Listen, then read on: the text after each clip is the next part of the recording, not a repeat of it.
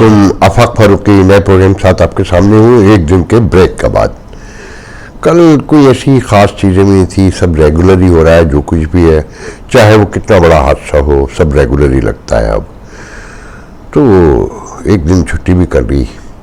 Anyway, मौजू यकीनन पहले इसराइल और जो मशरिक़ वस्ता में आग भड़क रही है, जो किसी वक्त भी एक बड़े शोले में तब्दील हो सकती है, और ये दुनिया जाने क्या होने जा रहा है, उस पर बात करेंगे। फिर सदर अलवी का जो हामिद मीर को इंटरव्यू है, बड़ा दिलचस्प इंटरव्यू है, उस पर बात करेंगे थोड़ी सी। और फिर आज अमेरिका में एक बड़ा हादसा हुआ है, वो भी अब रेगुलर ही होने लगा है कि अमेरिका की डीप नॉर्थ स्टेट है मेन, ये बॉर्डर है कनाडा का, और बड़ा सर्द तरीन इलाका है ये। उसके शहर में लुइस्टन में फिर एक जहनी बीमार निकला और उसने 22 लोग मार दिए, 60 जख्मी हैं, उसमें से जाने कितने और जाएंगे, उस पर बात करेंगे थोड़ी सी। और फिर एक दिलचस्प खबर है क्रिकेट टीम की। लोगों ने कहा कि जी मैं उस पर बिल्कुल ही बात नहीं करता, वो पाकिस्तान का बड़ा इशू है। मेरे नज़दीक वो कोई इशू नहीं है, सब कुछ रेगुलर ही अब तो। बहरहाल बात करेंगे। पहले हमास पे करते हैं। वो तो आप सब ने सुन लिया कि आज चीन ने और रशिया ने मिलकर अमेरिका की जो करारदाद थी इसराइल हमास की लड़ाई के हवाले से, उसे वीटो कर दिया। दोनों ने 10 वोट पड़े, 2 एब्सेंट थे, एक तो ब्राज़ील था और एक मेरे मोज़म्बिक या समथिंग इस तरह का। देखिए, ये दुनिया बहुत वाज़े तौर पर तकसीम नज़र आती है अब कि यूरोप एक तरफ खड़ा है, साथ में चाइना के और रशिया के साथ यूएई, मुत्तहिदा अरब इमारात, अमेरिकन बेस जहाँ पर हैं, और पूरा निज़ाम मुझे वहाँ का उन्हीं के हाथों चलता हुआ नज़र आता है। मगर उसने भी मुखालफत की। पहले रूस की करारदाद को अमेरिका ने वीटो कर दिया था कि बड़ों की लड़ाई में गरीब मारे जा रहे हैं और बेतहाशा मारे जा रहे हैं, बच्चे, मासूम, बूढ़े, जवान, कोई तखसीस नहीं बची, और हॉस्पिटल आलमोस्ट बंद हो चुके हैं। वो जनाजा गाहों में तब्दील हो गए हैं, इज्तिमाई कब्रों में तब्दील हो गए हैं, और किसी वक्त भी बड़ा हादसा हो सकता है कि उर्दुगान ने साफ कह दिया कि जनाब हमास जो है आज़ादी की जंग लड़ रहा है। और गुतरेस जो यूनाइटेड नेशन के सेक्रेटरी जनरल हैं, अपने बयान से ही मुकर गए कि जी मजम्मत भी कर दी उन्होंने हमास की, जो उन्हें पहले कर देनी चाहिए थी, गलती थी उनकी। क्या आगाज़ तो देखना पड़ेगा कि ये मौका किसने प्रोवाइड किया, मगर जिस रुथलेसनेस का इजहार इस वक्त इसराइल कर रहा है, उसके हक में नहीं जा रहा। दुनिया में रायामा उसके खिलाफ बढ़ती जा रही है, और जो उस पर यहूदियों पर नाज़ियों ने मज़ालिम किए थे, सबक तो ये था कि आप ज़्यादा हम्बल हों, ज़्यादा टूवर्ड्स ह्यूमैनिटी हों, और ज़्यादा एहसास, सेंसिटिविटी आप में होनी चाहिए थी। आप ज़्यादा इंसानियत का दर्द रखने वाले होने चाहिए थे। मगर आपने अपनी माइट का इजहार तो कर दिया, मगर आपने बहुत सारे सवालिया निशान छोड़ दिए हैं। ठीक है कि राइट टू डिफेंस यकीनन होना चाहिए, मगर उसकी भी कोई एक लिमिट होगी। मासूमों को सज़ा देना, ठीक है कि उन्होंने वही घर बनाए हुए हैं दहशतगर्दों ने भी हमास के। मैं उन्हें आज़ादी का मुजाहिद नहीं समझता कि आपके किसी भी एक काम से सैकड़ों हज़ारों लोग मारे जाएं। ठीक है, इशू जिंदा हो गया, दुनिया और तकसीम हो गई, मगर क्या इससे मसाइल का हल निकलेगा? नहीं। उनसे पूछें जिनके घर में 4-4 जनाजे उठे हैं, 5-5 जनाजे उठे हैं। एक सहाफ़ी का बता रहे थे, सहाफ़ी भी कुछ 40 के करीब मारे जा चुके हैं, कि आज एक सहाफ़ी के घर में बेटी, बाप, भाई, माँ, बीवी सब चले गए, दर्जनों। और डॉक्टर्स जो इंसानियत की खिदमत कर रहे हैं, उनके लाशें उठ रहे हैं। तो मैं ये समझता हूँ कि इसराइल अपने ख़िलाफ़ مائٹ ہے آپ کے پاس، مگر جب جو دلوں کو فتح نہ کر سکتا ہو اس کی مائٹ کا کیا؟ اور میرا ملک امریکہ، اسے بڑا پن کا، وہ سپر پاور ہے، اسے بڑے پن کا ثبوت دینا ہوگا، ورنہ تاریخ میں یہ لکھا جائے گا کہ سپر پاور سے بھی غلطی ہو گئی تھی۔ مجھے آج یہ کہنا ہے، اور بہت درد مندی سے کہہ رہا ہوں، کہ بڑوں کی ذمہ داری بہت بڑی ہوتی ہے اور سب سے بڑی ہوتی ہے۔ دعا کر سکتے ہیں ہم، پاکستان کا اس حوالے سے کیا اسٹانس ہے وہ آپ سب کو پتہ ہے۔ یہاں جہاد کے نعرے، غزوے کے نعرے اور غزوہ مشرق وسطیٰ اور پتہ نہیں کیا کیا اب یہاں پر سامنے آ رہا ہے، اور فوج کو اس حوالے سے ٹارگٹ کرنے کی کوشش کی جا رہی ہے۔ مگر ساتھ میں یہ بھی دیکھیں کہ آج کی خبر یہ ہے کہ آپ کو IMF جانا ہے، نئے جائزے کے سامنے پیش ہونا ہے، آپ کو $20 ارب پھر چاہیے، اور جتنا قرض چاہیے تھا وہ آپ نہیں لا سکے۔ مطلب کما کے تو لانا بہت دور کی بات ہے کہ 15 دن میں PIA کی 300 فلائٹس جو ہیں کینسل ہو چکی ہیں۔ دیوالیہ اور کیا ہوتا ہے؟ آپ سیاسی طور پہ دیوالیہ ہیں، سماجی طور پہ دیوالیہ ہیں، معاشی طور پہ دیوالیہ ہیں، آپ نے مینٹین کیا ہوا ہے فیک طریقے سے۔ کوشش کر رہے ہیں، اچھی بات ہے، کرنا چاہیے، تقسیم در تقسیم۔ اور غربت جب بڑھے تو تشدد بڑھتا ہے۔ آپ بہت غور سے دیکھیں اپنی سراؤنڈنگ میں، اپنے اراؤنڈز میں، کہ روز ڈکیتیوں کی درجنوں سینکڑوں وارداتیں ہو رہی ہیں، پولیس مقابلے بڑھتے جا رہے ہیں۔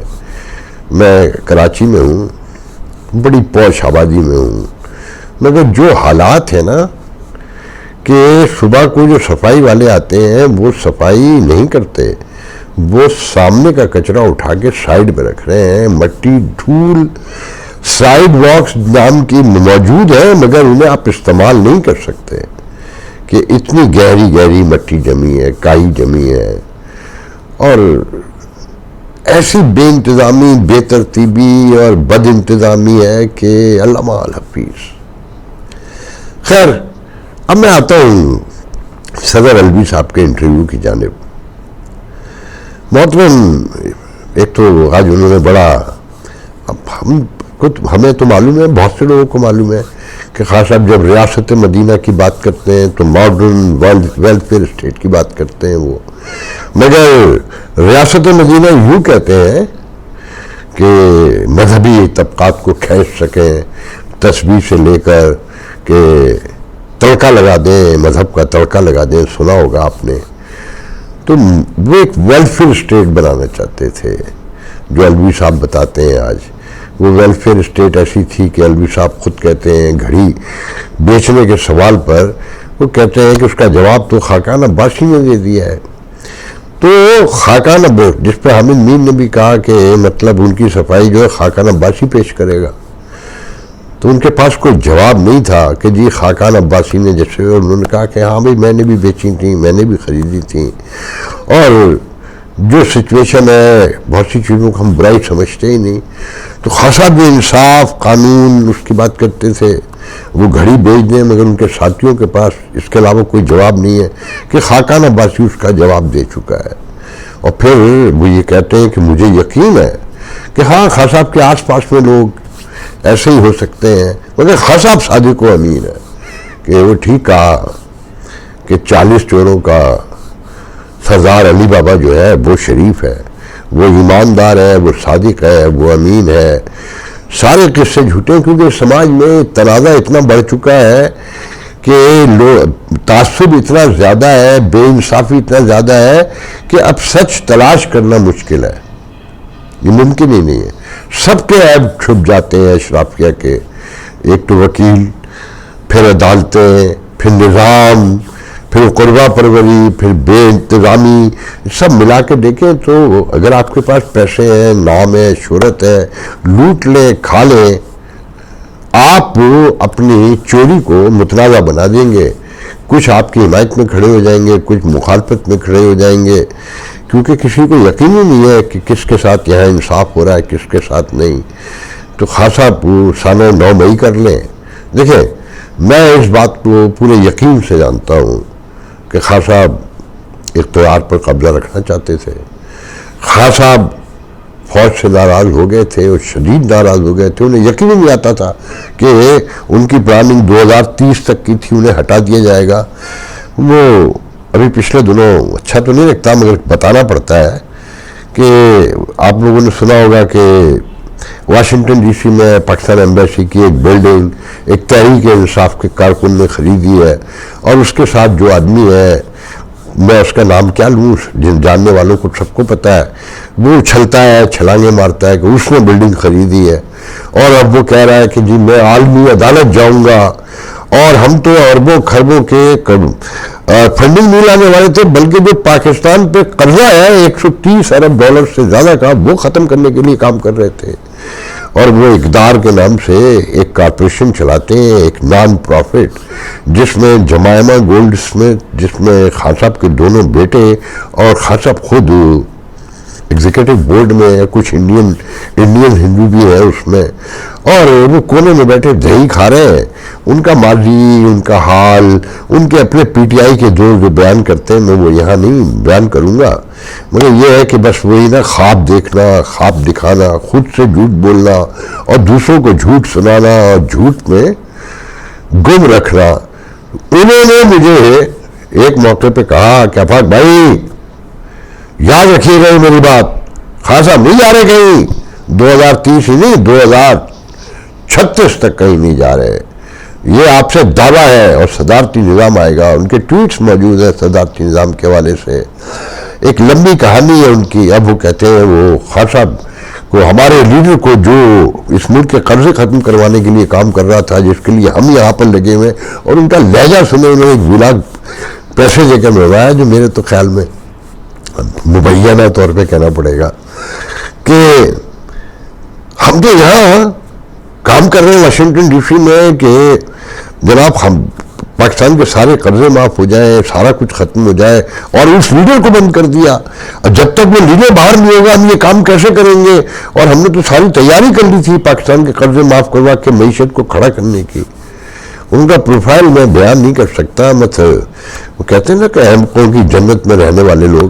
تو بہرحال میں بتا آپ کو یہ رہا تھا کہ ان جیسے درجن بھر لوگ, جب فیض حمید کا عروج تھا خان صاحب کے ساتھ, اور ہر طرف عثمان بردار اور فرح گوگی کا توتی بولتا تھا اس زمانے میں, اس طرح کے لوگ جو خان صاحب کے آس پاس یہ چیلی چماٹے جو ہوتے ہیں کہ خان صاحب کہیں نہیں جا رہے, اور ہم آپ کو بتائیں گے اس فوج کو کیسے درست کرنا ہے, اور ہم آپ کو دکھائیں گے کہ یہ سماج کیسے بدلنا ہے.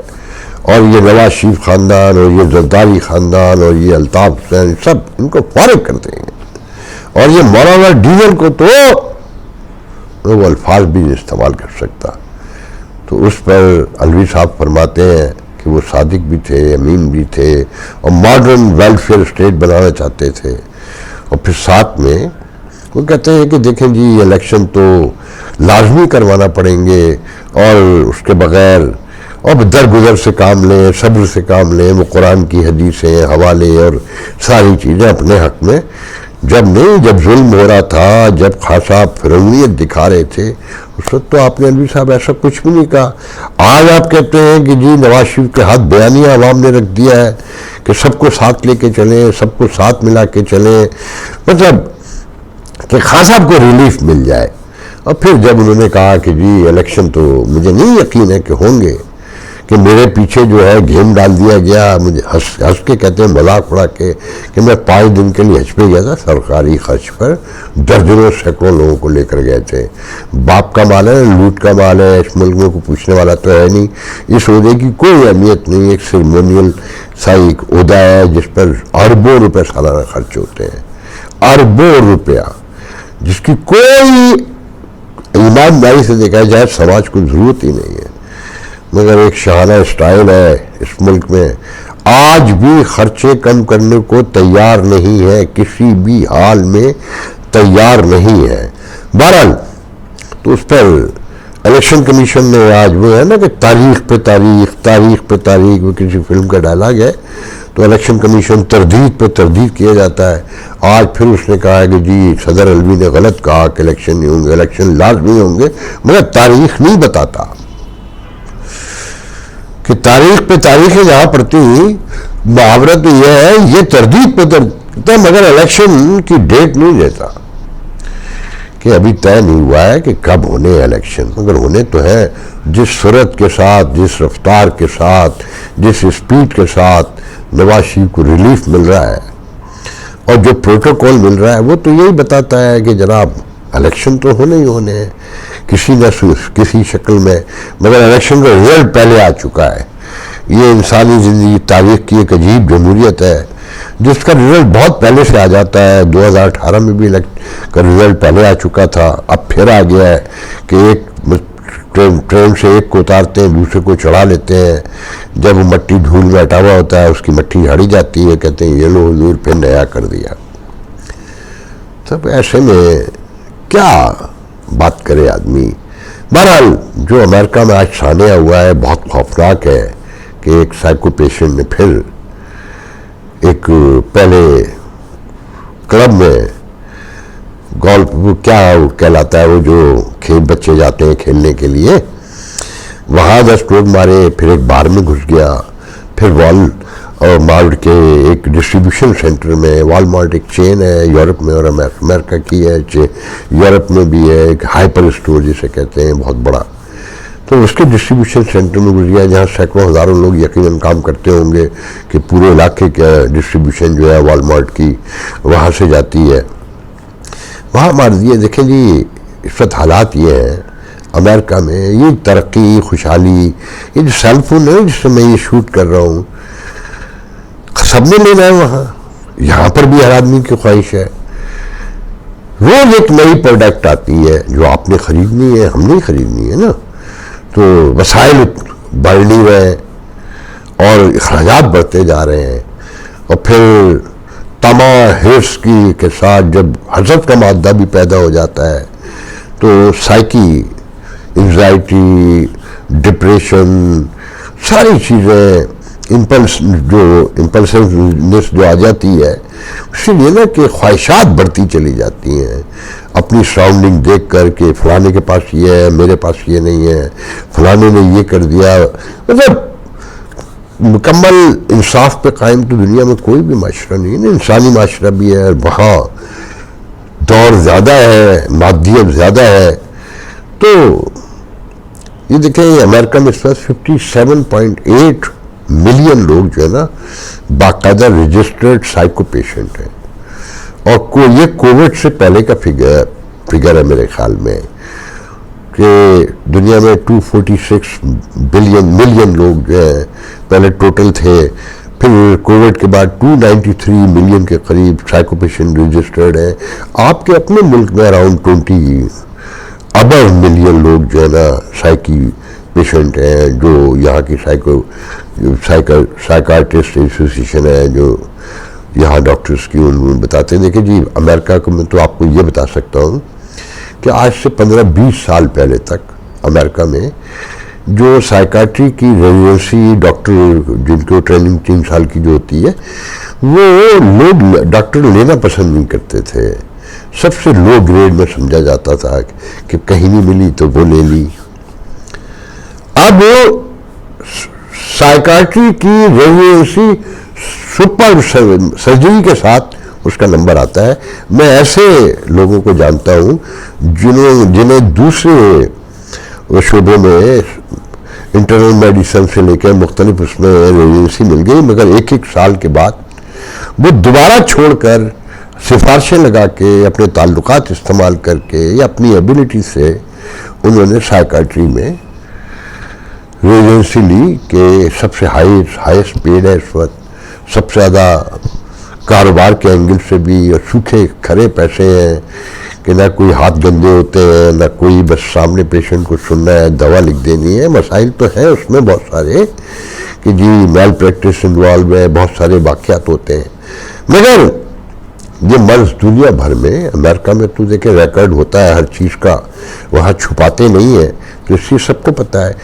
1 لاکھ نوجوان سالانہ امریکہ میں کسی نہ کسی مرحلے میں سائیکارٹری کی دوا لیتا ہے، 1 لاکھ نوجوان سالانہ۔ تو یہ واقعات اب دنیا میں بڑھتے ہی نظر آتے ہیں کہ جب دولت کی خواہش بڑھ جائے، سوشو پولیٹیکل نارمز کمزور ہوتی جائیں، دنیا میں تشدد بڑھ رہا ہے نا، کم تو نہیں ہو رہا. تو دیکھیں زندگی کہاں سے کہاں لے جاتی ہے، پاکستان میں کیا ہونے جا رہا ہے. فی الحال تو کچھ نہیں کہہ سکتے کہ الیکشن ہوں گے کہ نہیں ہوں گے، مگر یہ طے ہے کہ کسی مرحلے پہ تو ہوں گے. میں حماس کے حوالے سے ایک بات اور کہتا چلوں، بہت چھپ رہا ہے اس وقت.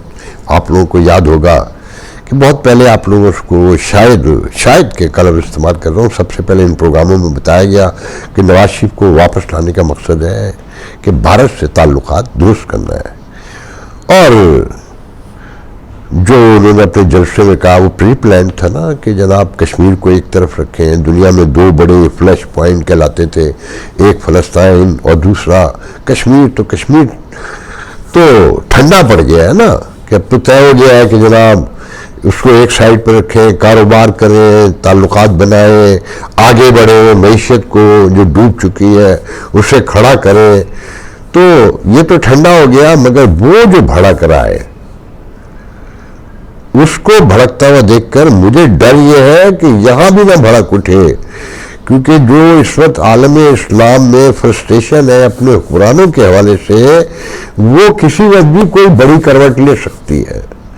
دعا کریں کہ یہ معاملہ ساتھ خیریت کے ٹل جائے اور اسرائیل کی بھی سمجھ میں آ جائے، اور حماس کی بھی، اور حزب اللہ کی بھی، ایران کی بھی، اور امریکہ کی بھی، اور یورپ کی بھی، کہ یہ مسئلہ لاکھوں نہیں کروڑوں انسانوں کو نگل سکتا ہے، کروڑوں کو.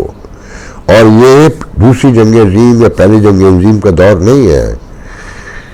ایٹم بم جو اس وقت کا تھا اس سے ہزاروں گنا زیادہ مؤثر ہے اب ہتھیار. تو دعا کر سکتے ہیں اب آخر میں چلتے ہوئے کہ جناب پرسوں خبر دیکھی کہ آج پاکستان ٹیم آرام کرے گی، تو میری ہنسی نکل گئی. تو مطلب پہلے اور کیا کر رہی تھی؟ یا ملک کے باقی ادارے یا باقی انسٹیٹیوٹ جتنے بھی ہیں یا اور معاملات سب آرام ہی کر رہے ہیں یا؟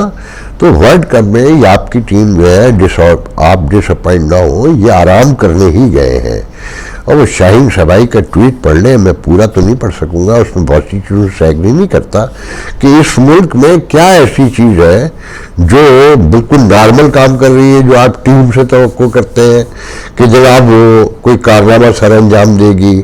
بابر اعظم کا ٹنٹا ایک دوست کہہ رہے تھے ابھی ایک ہفتے پہلے جب انڈیا سے میچ ہو رہا تھا شاید، کہہ رہے تھے یار اس بندے سے کہ اس کا ٹنٹا چھوٹ جائے نا، تو وہ موقع آ گیا. آپ کہتے ہیں کہ جناب یہ اب کیپٹن نہیں رہے گا. تو بس یہ ذہن میں رکھیں کہ یہ آرام کرنے گئے ہیں، آرام کرتے ہوئے جلدی واپس آ جائیں گے، پھر گھر آ کر آرام کریں گے. آج کے لیے اجازت دیجیے، انشاءاللہ کل آپ سے گفتگو ہوگی. اللہ حافظ.